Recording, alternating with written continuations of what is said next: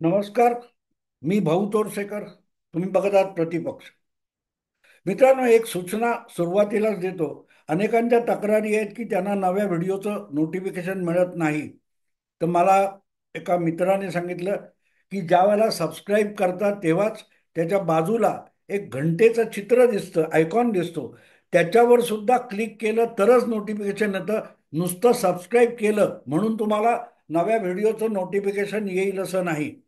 तेव्हा मी सगळ्यांना अगत्याने सूचना करीन की जर तुम्ही सबस्क्राईब केलेलं असेल तरी ते घंटेचं काय सिम्बॉल असतं त्याच्यावर पण क्लिक करा, म्हणजे माझ्या नव्या व्हिडिओचं नोटिफिकेशन तुम्हाला मिळू शकेल. ठीक आहे. आजचा विषय जो आहे तो, एक जी सतत उलट सुलट बातमी येते. उलट सुलट एवढ्यासाठी की त्या बातमीतून हाती काही लागत नाही.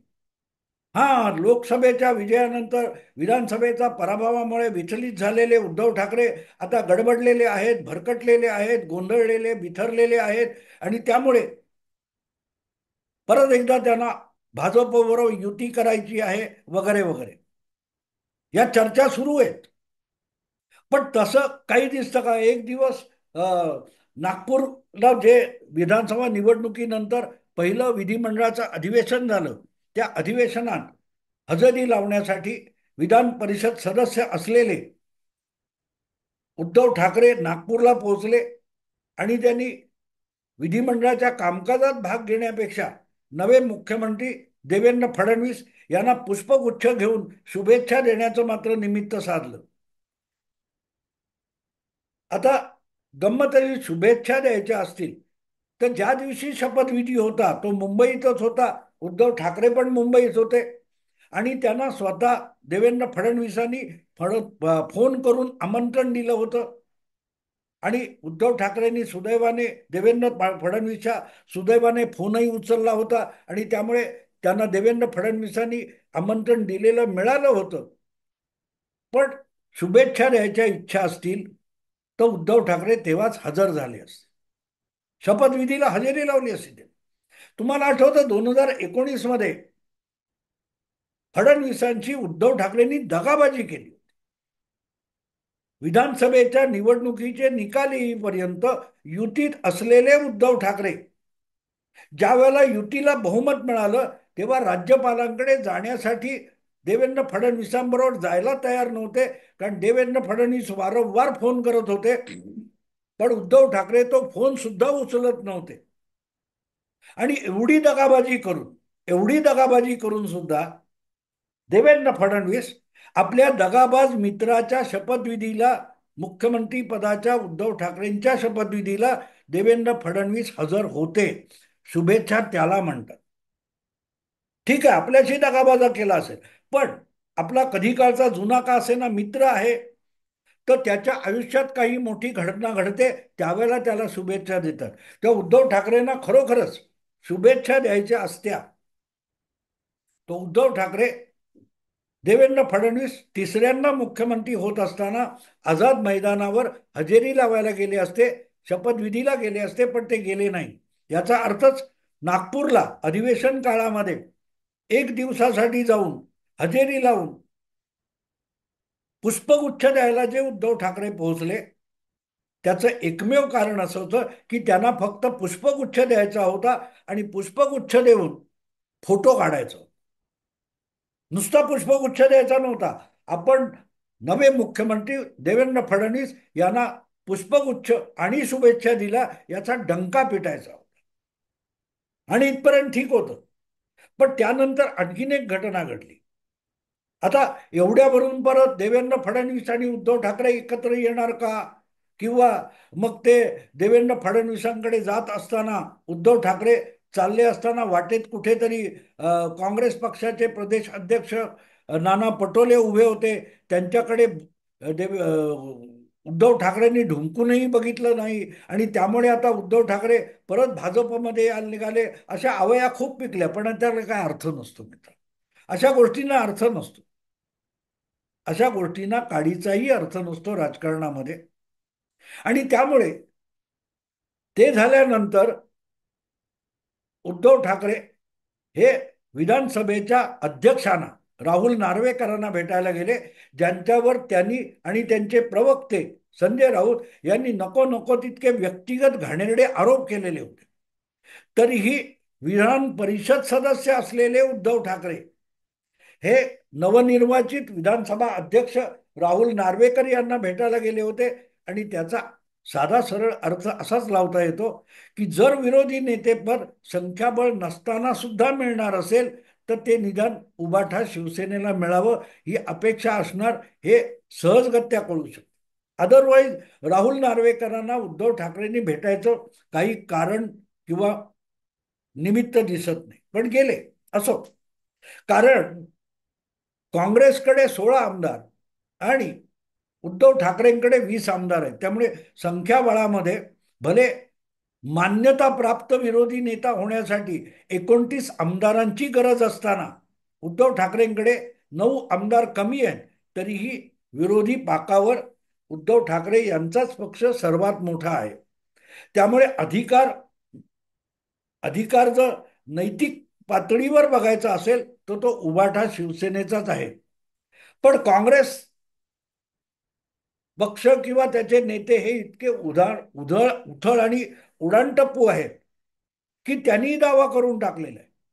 गंमत अशी आहे की कोणालाही, जे महाविकास आघाडीतले 3 प्रमुख पक्ष आहेत, 10, 16 आणि 20 अशी जेव्हा तुमच्याकडे आमदारांची संख्याबळ आहे, अशा वेळेला कुठल्याही एका पक्षाला विरोधी नेते पदावर, घटनात्मक नेते पदावर दावा करता येत नाही. आणि त्यामुळे मग विधानसभा अध्यक्षांची मर्जी हाच सगळ्यात मोठा निकष असतो. आणि बहुधा उद्धव ठाकरे तेवढ्यासाठी गेले होते, कारण जर चावटपणाच करायचा असेल तर विधानसभेचे अध्यक्ष उद्धव ठाकरेंचा हा अधिकार डावलू शकतात. का डावलू शकतात? कारण सरळ आहे, आम्हाला नाही द्यायचं, आमची मर्जी. शेवटी मेरी मर्जी असं काहीतरी गाणं होतं, आठवतं तुम्हाला त्या यातलं? तसं आहे ते, की ज्या वेळेला कुठलाही निकष नसतो तेव्हा कोणाचीही निवड विधानसभा अध्यक्ष करू शकतात. आणि हे युपीएच्या काळात सुद्धा झालेलं आहे. अगदी गेल्या वेळेला तुम्ही बघितलं असेल, नॉर्मली विधानसभेचा उपसभापती, उपाध्यक्ष हा विरोधी पक्षाला दिला जातो. पण उद्धव ठाकरे मुख्यमंत्री असताना झिरवळ हे राष्ट्रवादी काँग्रेसचे नेते जे आता मंत्री झाले त्यांना उपाध्यक्ष बनवण्यात आलं. मग तेव्हा उपाध्यक्षपद हा विरोधी पक्षाचा एक परंपरेने असलेला हक्क डावलला गेला नव्हता का? ही गोष्ट लक्षात घ्यायला लागते. आणि म्हणून आत्ता जे काही चाललंय, निकालानंतर काय ते मार्कडवाडी, ईव्हीएम ही सगळी रडारड झाल्यानंतर आता ज्या प्रकारे महाविकास आघाडीमधले 3ही पक्ष आपापल्या परीने वेगवेगळ्या भूमिका घेत आहेत, त्यामध्ये उद्धव ठाकरे आणि आदित्य ठाकरे हे ज्या प्रकारे फडणवीसांच्या वारंवार भेटी घेताना दिसत आहेत, ती गोष्ट काहीशी शंकास्पद वाटली. आणि पत्रकारांनी त्यामुळे जर ठरवलं की बहुतेक उद्धव ठाकरे परत युतीत जाण्यासाठी धडपडत आहेत, तर असा निष्कर्ष काढायला जागा आहे. पण मित्रांनो, एवढ्यामुळे कोणी पक्ष बदलत नसतो. आणि दुसरी गोष्ट, गरजाही बघितल्या जातात. गरजा बघितल्या तर आज भारतीय जनता पक्षाला खरोखरच उद्धव ठाकरे यांची गरज आहे का? मग ती गरज नसली तरी शोधायचा प्रयत्न होतो. नाही, उद्धव ठाकरेंचे 9 खासदार लोकसभेत आहेत आणि नितीश आणि नायडूंनी दगा दिला तर ते 9 खासदार, अरे नितीश किंवा नायडू हे जितके विश्वासार्ह आहेत त्यापेक्षा उद्धव ठाकरे यांची विश्वासार्हता वेगळी आहे का? हे असले लोकसभेमध्ये भाजपला उद्धव ठाकरेंच्या 9 खासदारांची गरज आहे असं म्हणणारे आहेत ते एक गोष्ट विसरतात की 2018 मध्ये जेव्हा एनडीए मधून चंद्राबाबू नायडू बाहेर पडले आणि त्यांनी मोदी सरकारवर पहिला अविश्वास प्रस्ताव आणला, आणि त्या अविश्वास प्रस्तावाच्या वेळेला नायडू तो बाहेरच पडलेले होते एनडीए सोडून. त्यांचे मंत्री सुद्धा 2 मंत्री होते, ते 2 मंत्री मंत्रीपद सोडून मोदी सरकारमधून बाहेर पडले होते, भाजपची साथ सोडून बाहेर पडले होते आणि एनडीएतून सुद्धा बाहेर पडले होते. पण उद्धव ठाकरे आणि त्यांची अखंड शिवसेना ही एनडीएतून बाहेर पडलेली नव्हती.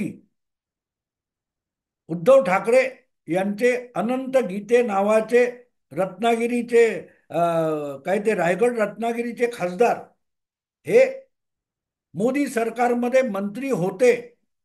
तरीही तो जो विश्वास प्रस्ताव मोदी सरकारवर होता, म्हणजे एनडीए सरकारवर होता. आणि त्या एनडीएचा एक घटक असून सुद्धा उद्धव ठाकरे यांचे 18 खासदार लोकसभेतून गायब होते. त्यांनी विश्वास प्रस्तावावरच्या चर्चेत भाग घेतला नाही. ते लोकसभेतून गायब होते.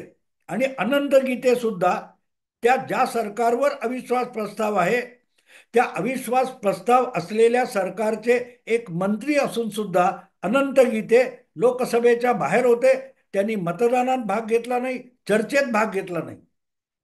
नितीश कुमार असोत किंवा नायडू असोत, हे सत्तेत असताना किंवा सत्तेच्या बाहेर असताना, एनडीएत असताना किंवा एनडीएच्या बाहेर असताना सरळ सरळ एक भूमिका घ्यायचे आणि बाहेर तर बाहेर असायचे, आत तर आत असायचे. पण उद्धव ठाकरे यांचं राजकारण हे कायम तळ्यात मळ्यात राहिलेलं आहे. ते देवेंद्र फडणवीसांच्या सरकारमध्ये मंत्री आपले पाठवत होते, पण रोजच्या रोज विरोधी पक्षांपेक्षा भयानक भाषेमध्ये देवेंद्र फडणवीस यांच्या सरकारवर, म्हणजे युती सरकारवरच टीका करत होते. आणि मग नेहमीचा आर्ग्युमेंट, आम्ही सरकार बनवायला पाठिंबा दिलाय याचा अर्थ पक्षाच्या भूमिका गहाण टाकलेल्या नाहीत, वगैरे वगैरे वगैरे. पण हे भंपकपणा असतो. आणि उद्धव ठाकरे अलीकडच्या काळात भंपक झालेत. आणि म्हणूनच तर कुमार केतकर असतील, निखिल वागडे असतील, असे जे जे भंपक पत्रकार आहेत, भंपक विश्लेषक आहेत, ते उद्धव ठाकरेंचा सातत्याने उदो उदो करतात. उद्धव ठाकरे त्यांना त्यांच्यापैकी एक वाटायला लागले. असो, ही सगळी परिस्थिती बघितली तर नायडू आणि नितीश कुमार हे एक तर एनडीएत येतात आणि पूर्ण मनाने आणि संख्येने आणि पाठबळाने एनडीएत राहतात, आणि बाहेर पडतात तर पूर्ण मनाने आणि ताकदीने बाहेर पडतात. ही वस्तुस्थिती आहे. उद्धव ठाकरे यांच्याबद्दल असं म्हणता येत नाही. ते विरोधात असताना सुद्धा विरोधात असतात असं नाहीये. उद्धव ठाकरे मुख्यमंत्री असताना, भाजपची दगाफटका केला असताना, आणि महाविकास आघाडीत आणि जवळजवळ इंडी अलायन्स नसताना सुद्धा काँग्रेस बरोबर होते, तरीही त्यांनी द्रौपदी मुर्मू या भाजपच्या राष्ट्रपती पदाच्या उमेदवाराला मतदान केलं होतं. पण ते भाजपच्या विरोधात राजकारण करत होते. त्यामुळे भाजप सोबत असताना आणि भाजपच्या विरोधात असताना उद्धव ठाकरे त्या त्या प्रसंगी कुठली भूमिका घेतील याची गॅरंटी आदित्य ठाकरे देऊ शकत नाहीत, संजय राऊत देऊ शकत नाही. आणि म्हणून एक गोष्ट लक्षात घ्यावी लागते की कितीही झालं तरी उद्धव ठाकरे हे विश्वासार्ह राहिलेले नाही. उद्धव ठाकरे हे विश्वासार्ह राहिलेले नाहीत. इवन त्यांच्या पाठीराख्यांना विश्वासार्ह राहिलेले नाहीत. म्हणून तर 2.5 वर्ष ते मुख्यमंत्री होते. त्यानंतरही शिवसेनेचेच बहुतांश मंत्री सुद्धा नुसते आमदार नाहीत. मित्रांनो, जे 40 आमदार उद्धव ठाकरे यांची साथ सोडून गेले, त्यामध्ये 5-7 शिवसेनेचे मंत्री होते. शंभूराज देसाई असतील, दादा भुसे, गुलाबराव पाटील, तुमचे उदय सामंत, अब्दुल सत्तार, असे मंत्री तुम्ही बघा. तो उद्धव ठाकरेंनी त्यांना मंत्रिपद दिली होती, तरीही त्यांना उद्धव ठाकरे विश्वासार्ह वाटले नाही.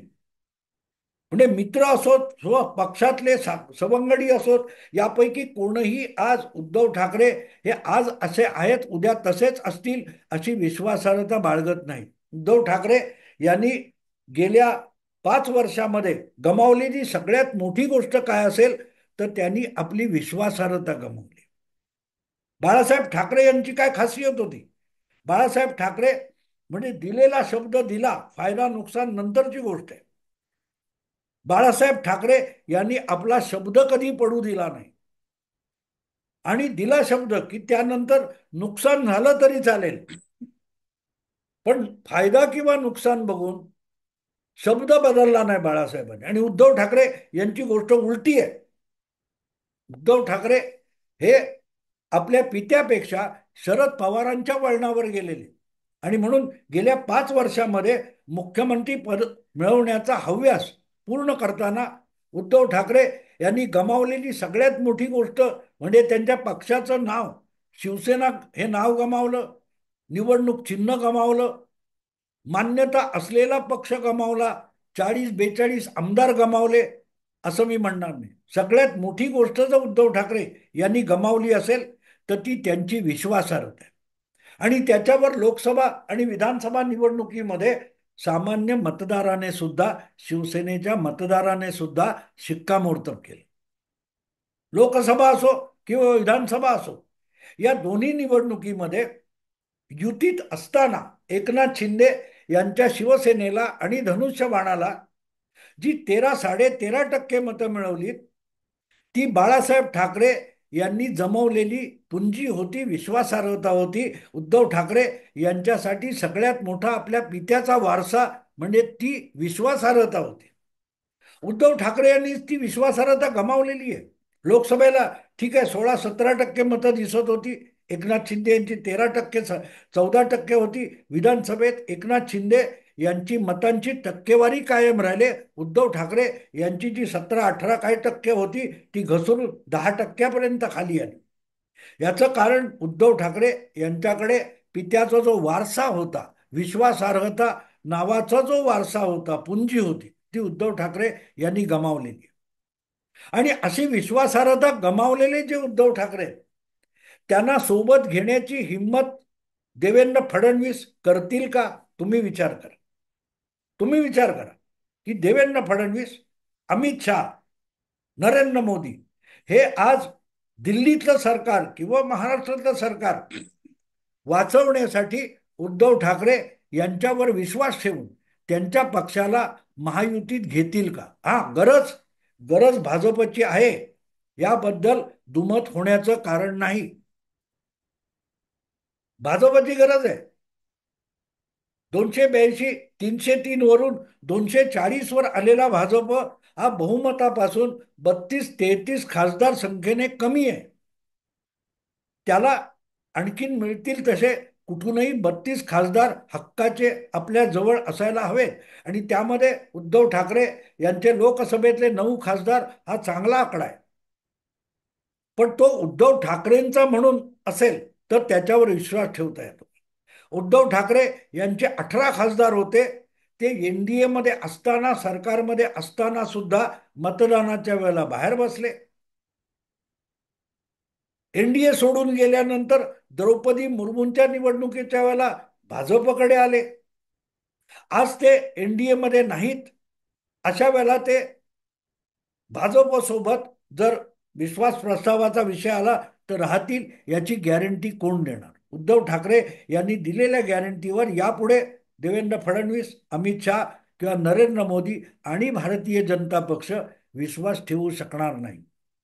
आणि म्हणून देवेंद्र फडणवीसांना नागपुरात असो, मुंबईत असो, वर्षावर असो किंवा सागर बंगल्यावर असो जाऊन आदित्य ठाकरे किंवा उद्धव ठाकरे किती वेळ भेटतात आणि कुठच्या प्रकारचे पुष्पगुच्छ देऊन फोटो काढतात, एवढ्या आधारावर उद्धव ठाकरे यांना परत एकदा महायुतीत स्थान मिळेल का याची चर्चा करणं गैरलागू आहे.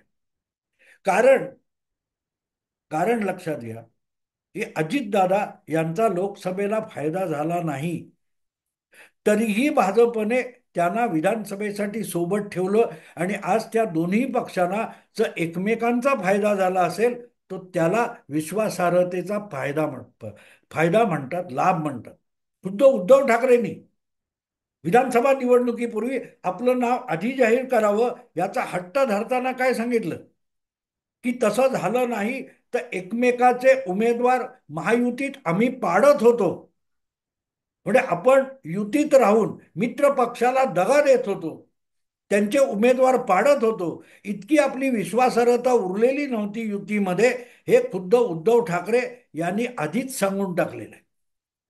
आणि त्यामुळे पुष्पगुच्छ घेऊन ते कोणाकडे गेले एवढ्या आधारावर उद्धव ठाकरे यांना परत युतीत घेतलं जाईल, केव्हा त्यांना युतीमध्ये यायचं आहे असे निष्कर्ष काढणं हा गाढवपणा असू शकतो. एवढंच मी सांगू शकतो, एवढंच सांगू शकतो.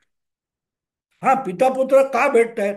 तर त्यांची अपेक्षा असेल आता राहिलेली महापालिका आहे, मुंबई महापालिका आहे, तेवढी तरी आमच्या हाती राहू दे, या गयावया करायला कदाचित बंद दरवाजा आड देवेंद्र फडणवीसांना आदित्य ठाकरे आणि उद्धव ठाकरे भेटत असू शकतात.